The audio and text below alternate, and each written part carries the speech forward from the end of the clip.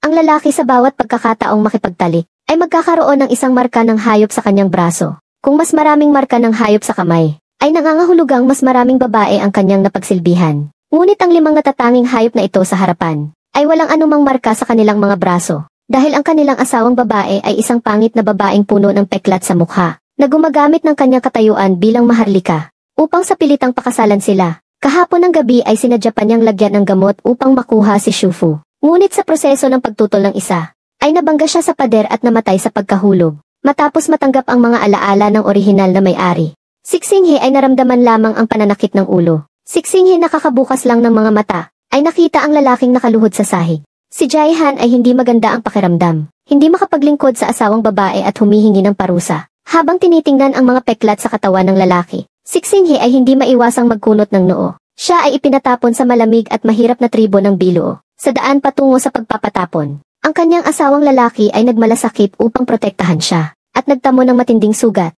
Gayunpaman, ang orihinal na may-ari ay binubugbog at minumura sila. Ngunit naramdaman ni Xinghe ang pagbabago sa kanyang katawan, dahil ang dating katawan ay nilaso na pala. Kaya siya naging mainitin ang ulo at madaling magmalabis. Si Nini na nagmula sa mundo ng apokalipse, ay hindi sanay na may lumuluhod sa kanya. Si Xiao Jihan na narinig ito ay hindi napigilang manginig sa lamig. Kung hindi nasisiyahan ang asawang babae kay Jihan, maaari siyang hiwalayan ni Jihan.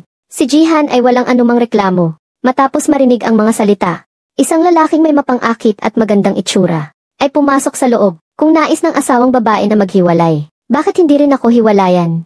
Si Hualingye ay kumuha ng papel at pluma at inilagay sa mesa. Ang mga mata ay malamig at may bahid ng pagkasuya. Sixinghe na nahimasmasan, ay gustong-gusto ng wakasan ang relasyon. Ngunit napansin niya, na ang kanyang kakayahang moxie ay humina. Sa ganitong mapanganib na tribo, anumang oras ay maaaring makasalubong ang mga kaaway mula sa lungsod ng Shuhuang. Sa ngayon ay kailangan niya pa rin ng proteksyon ng kanyang mga asawang lalaki. Hindi kailangang magmadali. Kung sa loob ng 3 buwan ay maprotektahan ninyo ako mula sa anumang pinsala, palalayain ko kayo. Sa oras na iyon ay bibigyan ko kayo ng kasulatan ng paghihiwalay. Si Hualingye at Xiao Jihan na narinig ito, ay natulala sila. Hindi sila makapaniwala na ang asawang babae sa harapan ay magiging ganito kabuti. Dahil kahapon lang ay nilagyan niya pa ng gamot si Xiao Jihan. Ngunit ang mga sigaw mula sa labas ay nagpawi ng kanilang pagdududa. Ate, dalihan mong tingnan. Ang iyong asawang lalaki ay inatake ng halimaw at malubhang nasugatan.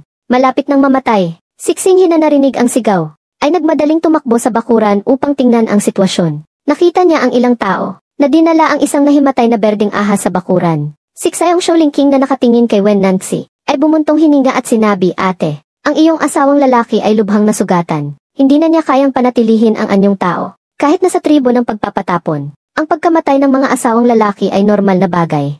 Ngunit ang ganito kagwapong asawang hayop ay mamamatay ng ganito. Talagang nakakalungkot, nang makita ang berdeng ahas na nakahiga sa lupa. Si Xiao Jihan at Hualingye ay nakaramdam ng kawalan ng lakas. Marahil sila rin ay mamamatay ng tahimik dito. Naramdaman ni Xinghe ang mahinang hininga ng ahas na asawang lalaki. Napakahinang-hina nito. Nagmadali siyang lumapit at inilagay ang kamay sa ulo ni Wen Nanxi. Si Hualingye na nakakita nito ay nagbago ang kulay ng mukha. Ano ang gagawin mo? Mamamatay na siya. Hindi mo pa rin ba siya titigilan? Napakagaling mong lalaki, sa sobrang pag-aalala ay hindi na tinawag na asawang babae. Wala siksinghing oras na pansinin sila. Sa oras na iyon ay ginagamit niya ang mahinang kakayahang moxie upang gamutin ang sugat ni Wen Nanxi. Habang pinapanood ang unti-unting gumagaling na sugat, si Lingking ay halos lumuwa ang mga mata. Ate, may kakayahan ka palang magpagaling ng sugat. Sixinghe sa pamamagitan ng kanyang kakayahan, ay pumasok sa kanyang dagat ng kamalayan. Nakita niya ang isang malaking berdeng ahas sa kagubatan ng kawayan. Ngunit ang mga mata nito ay lubhang malabo. Si Wen Nanxi na mahina ay nanatiling banayad. Asawang babae, narinig niya ang mahinang boses nito.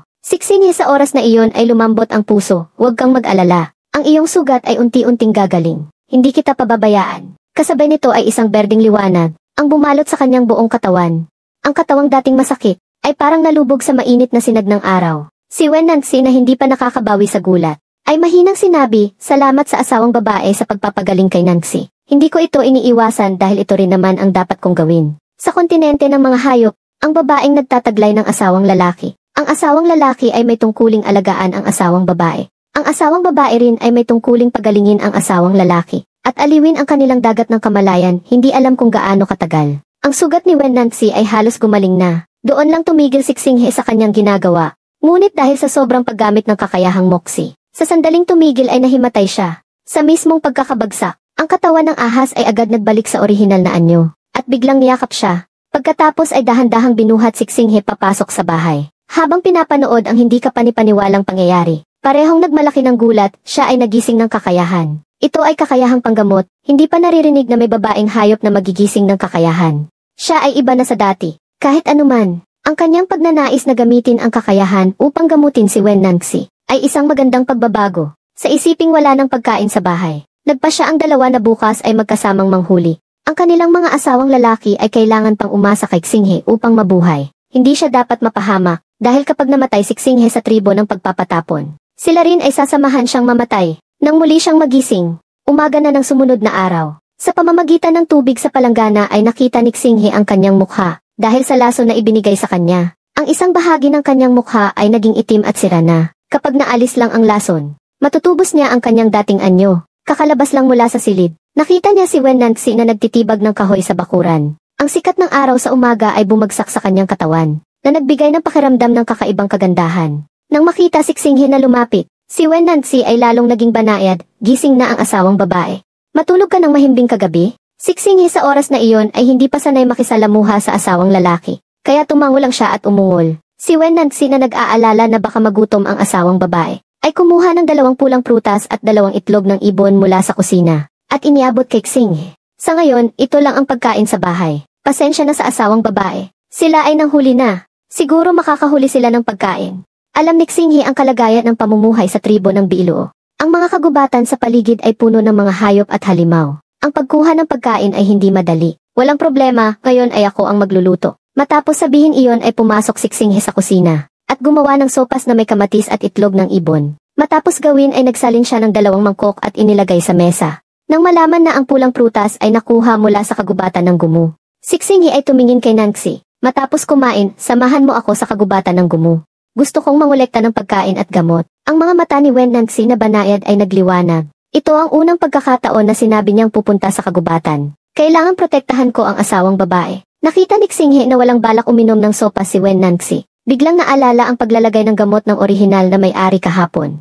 Hindi maiwasang makaramdam ng hiya. Huwag kang mag-alala. Wala na akong anumang masamang intensyon sa inyo ngayon. Walang gamot sa pagkain. Sa totoo lang, natatakot si Wen Nanxi na baka kulangin ang pagkain at magutom si Xinghe. Nang marinig ito, kinuha niya ang kutsara at sinimulang tikman. Sa isang subo ay nagpakita agad ng gulat sa kanyang mukha. Napakasarap talaga. Nang makita ang ekspresyon ng lalaki, doon lang nakahinga ng maluwag si Xinghe, kaya ubusin mo. Mamaya sa kagubatan ay hahanap pa tayo ng maraming pagkain. Gagawa ulit ako para sa'yo. Sa ngayon, ang 5 asawang lalaki sa kanyang paligid.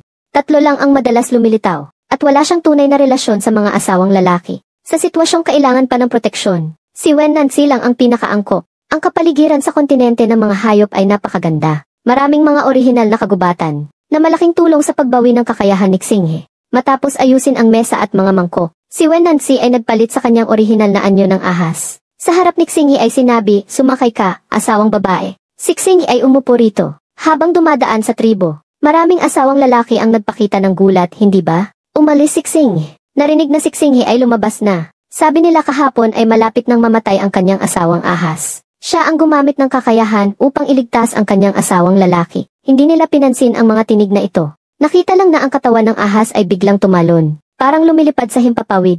Si Xinghe ay kusang yumakap kay Wen Nanxi. Sa isang iglap ang katawan ng ahas ay nanigas. Nang dumating sa lugar kung saan kinukuha ang pulang prutas, mabilis niyang ibinaba si Xinghe. Ngunit ang kanyang tainga ay namula ng bahagya. Nang makita ang napakaraming kamatis, ang mga mata ni Xinghe ay nagliwanag. Sayang lang at walang magandang gamit para sa pagkarga ng prutas. Matapos libutin ang paligid, umupo si Xinghe at nagsimulang maghabi ng basket gamit ang mga baging. Si Wen Nanxi ay nakaupo hindi kalayuan.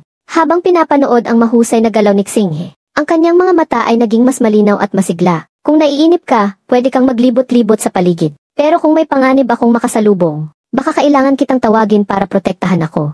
Tumango si Wen Nanxi. Wala rin namang pagkain sa bahay, kaya maganda ring maghanap sa paligid. Manghuli ng mga hayop para may pagkain tayong madala. Sinimulan ni Xinghe ang pagpitas ng mga kamatis. Habang abala siya rito, biglang may naramdamang panganib na papalapit. Sa sandaling lumingon si Xinghe, isang malaking hayop ang sumugod sa kanya. Hindi na siya nakapag-isip pa. Habang sumisigaw si Xinghe, tumalon siya. At mabilis na umakyat sa puno sa tabi. Si Wen Nanxi na narinig ang tawag ay dumating agad. Nagpakita ng gulat sa kanyang mga mata. Hindi niya naalala na marunong umakyat ng puno si Xinghe. Walang pag-aalinlangan. Mabilis na nakipaglaban si Wen Nancy sa hayop. Si Wen Nancy sa oras na iyon ay may dalang lamig at tindi ng lakas.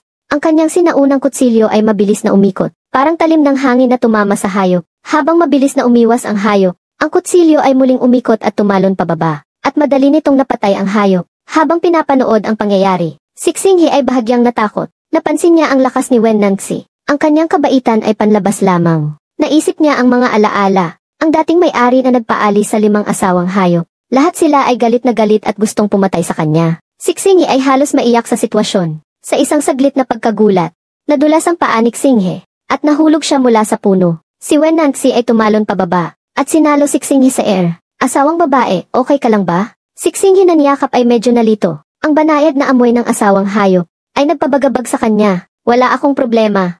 Ibababa mo na lang ako. Naisip niya na ayaw ng mga asawang hayop na mahawakan siya. Kaya mas mabuting iwasan ang gulo. Si Wen Nancy ay tumingin pababa kay Xinghe sa kanyang bisig. Ito ang unang pagkakataon na niyakap niya siya. Ang tao sa kanyang bisig ay walang anumang galak. Maputla ang mukha. Maingat ang ekspresyon. Matigas ang katawan. Ngunit malinaw at malinis ang kanyang mga mata. Iba sa dati. Malalim at paos na boses ang narinig sa kanyang tainga. Natatakot ba ang asawang babae sa akin? Si Xinghe sa oras na iyon ay hindi mukhang asawang babae. Mahinang sumagot, wala. Paano mangyayari iyon?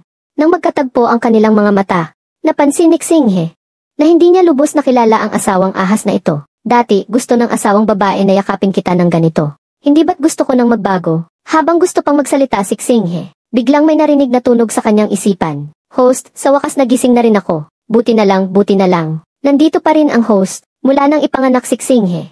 Ang sistemang ito ng espasyo ay kasama na niya. Okay lang, magiging maayos na. Kung gayon, ang mga bagay na naipon ko sa espasyo ay nandito pa rin ba? Dahil nasugatan rin ako nang tumawid ka. Ang mga pahintulot sa espasyo ay limitado ngayon. Matapos mag-upgrade ay unti-unti itong mabubuksan.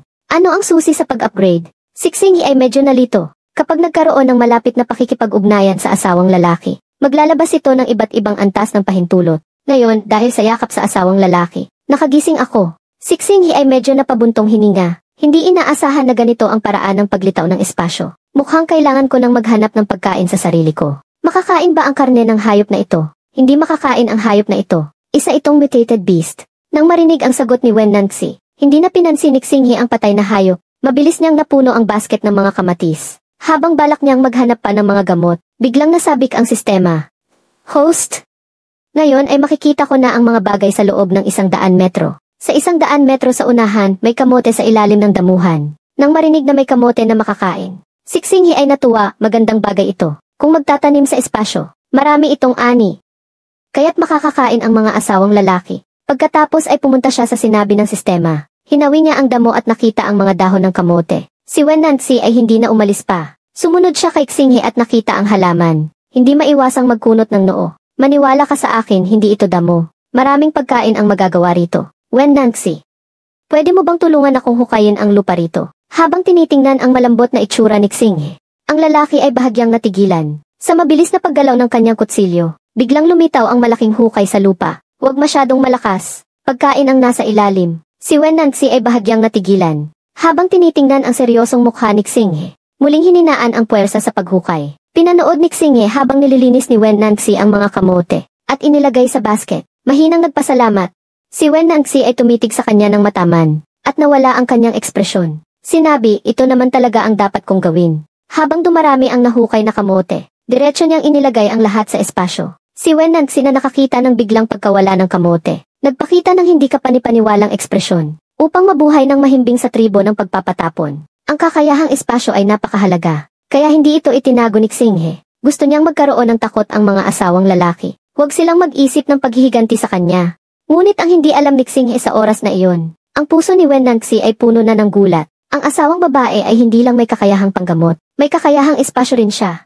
Bago ito, hindi pa narinig ang tungkol sa dalawahang kakayahan. Mukhang iba na talaga ang asawang babae sa dati. Si Xinghe ay walang oras upang alalahanin ang iniisip ni Wen Nancy. Sa gabay ng sistema ay abala siya ng husto. Host, sa kaliwa mo, 100 metro ang layo, may luya at sibuyas. Kapag may luya at sibuyas, maraming pagkain ang magagawa. At maaalis din ang amoy. Habang tinitingnan ang dami ng pagkain, sa mga susunod na araw, hindi na magugutom si Xinghe. Nang mapansin na hapon na, Muling nagpalit si Wen Nangxi sa anyo ng ahas. Ngunit ngayon, mas maayos na si Xinghe, at hindi na siya nangahas na magmalikot. Ngunit si Wen Nangxi ay mabilis na tumakbo, na halos mahulog si Xinghe. Asawang babae, pwede mo akong yakapin ng mahigpit. At dahan-dahang hinawakan si Xinghe gamit ang buntot. Tatanggi sana si Xinghe. Ngunit sumigaw ang sistema, host. Yakapin mo siya, mahigpit na yakapin. Kahit yakap lang, kapag matagal, ang espasyo ay magbibigay ng kaunting pahintulot. Kaya si Xinghe ay sumuko at niyakap si Wen Nangxi. Sa sandaling niyakap niya, ang bilis niya ay bumagal. Lumilipad sila sa ibabaw ng mga bundok. Ang ilog sa ibaba ay malinaw ang tubig. Malalaki rin ang mga isda rito. Wen Nangxi, pumunta tayo sa ilog para manghuli ng isda. Nang marinig ito, agad nagpalit ng anyo ang lalaki. At dahan-dahang niyakap si Xinghe. Gusto mo bang manghuli ng isda, asawang babae? Hindi, gusto ko ng karne ng isda. Napangiti ang lalaki habang tinitingnan ang asawang babae. Napangiti siya sa harap ng asawang babae. Sige, manghuli na ako ng isda. Diretso niyang ginamit ang kanyang kakayahan. Sa isang galaw sa ibabaw ng tubig, mahigit 1-0 isda ang nahulog sa pampang. Pagkatapos ay kumuha pa siya ng mga damo. At sinuotan ang bawat isda. Nang balak na nilang umuwi, napansin ni Xinghe ang mga kabibe at hipon sa ilog. Ang kontinente ng mga hayop ay mas maganda kaysa sa apokalipse. Napakaraming yaman,